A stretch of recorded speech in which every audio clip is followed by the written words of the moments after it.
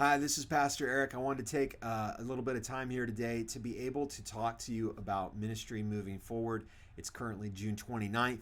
I met with the board on Sunday. We had a great discussion on where do we move next? What is the next plan? And so I want to take a few minutes to talk to you about how we're going to continue to respond to the coronavirus issue in our community and specifically as a church. I know there's a lot of different opinions out there. I know some people still don't think that this virus is even real. Some people have ideas about how we should be responding, not necessarily as church, but just in general as a culture. How do we respond to the virus? Everybody's got different opinions, and we're all over the map. And so my number one priority is to hear from God and try to figure out how to shepherd appropriately in a global pandemic. I can assure you that this virus is real. I've lost friends to this virus. It hit hard in our national office in Missouri, in our missions department.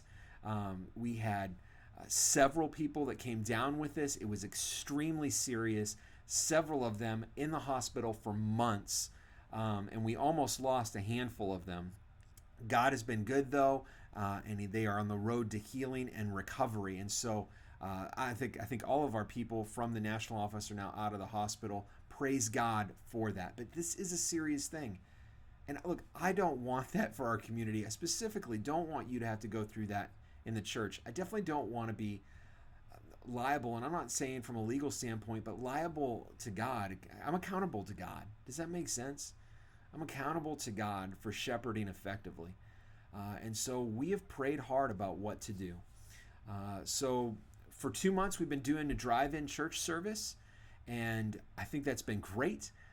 We've definitely made progress over the last 2 months. The ministry is better today than it was when we started. And we're continuing to do things to move that forward. Originally, we had talked about just taking the drive-in church service through August. And at this point, what we'd like to do is extend that for a couple of reasons.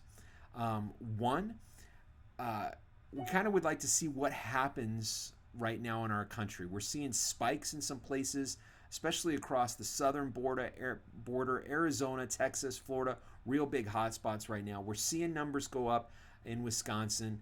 And so I'd kind of like to see how this all plays out before we do anything too drastic to change things. When we look at outside service, there's some great benefits. One, it is the least amount of risk with the most amount of reward.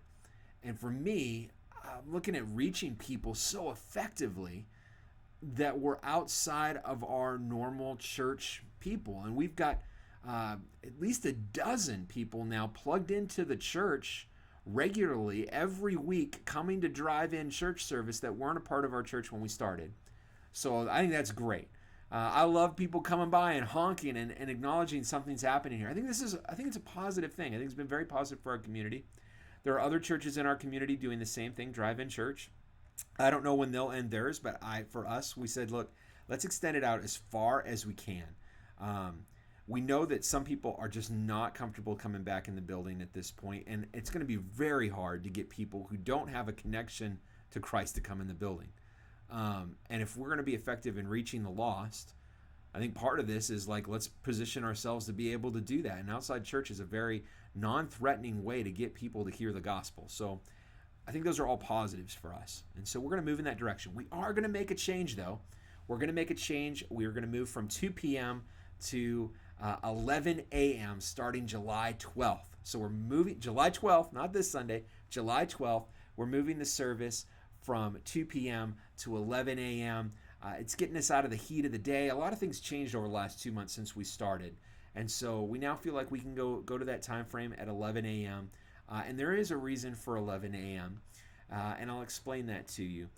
Our goal is to, as the winter comes around, is to be able to come back into the church. Now, I don't know what will happen. Everything has to be flexible here because everything can change on a moment's notice.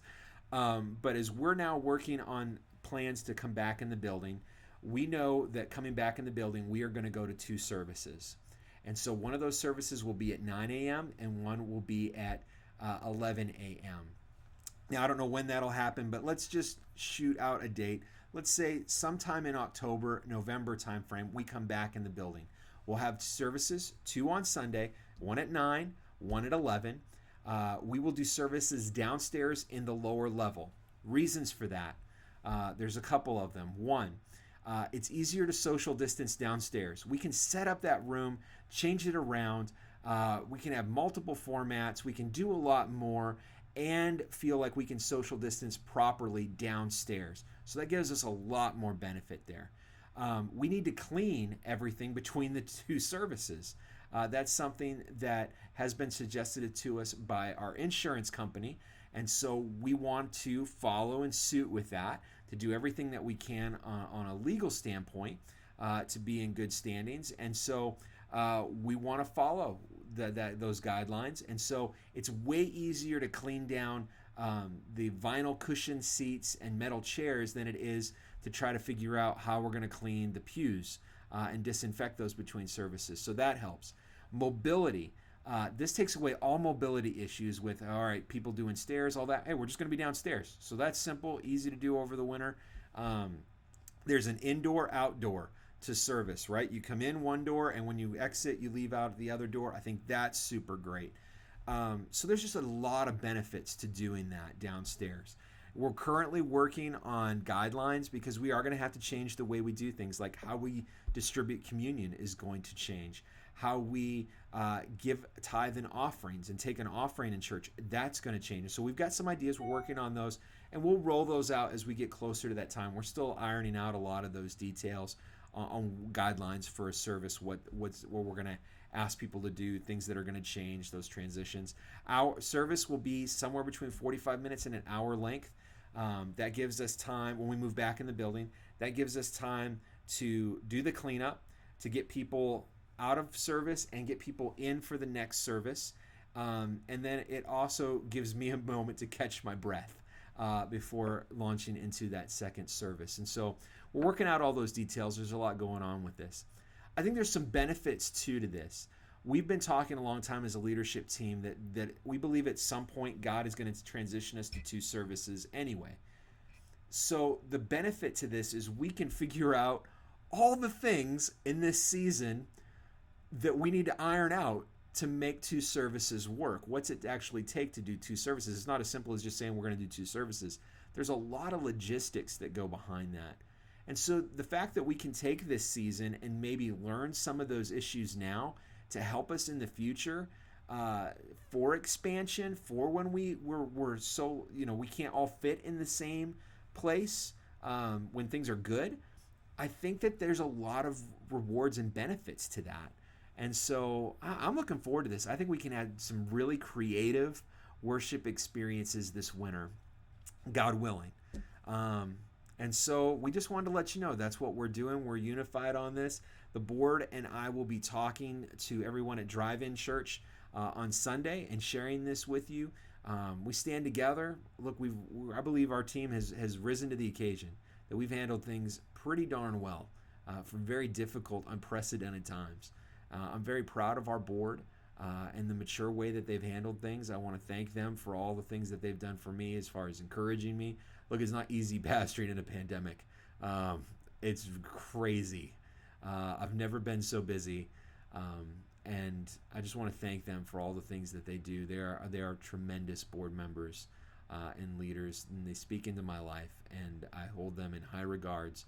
There's a lot of weight to the things that they say into my life, and so I appreciate you guys very much.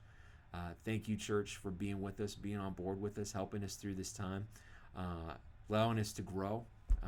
I'm a far better preacher today than I was 6 months ago, and that is by the hand of God and your grace to me. So thank you for being a part of our church family. We look forward to continuing to do ministry for a long time, and it's just going to be challenging for a long time here. But this will pass. This season will pass. And someday we'll look back on it with great memories of remember when we had to do these things and the people's lives who were touched and changed in the midst of it. Jesus is going to be glorified through this. And so I love you, church. We look forward to seeing you this weekend for all the ministry that's going on here at Hillside Assembly. Have a great week.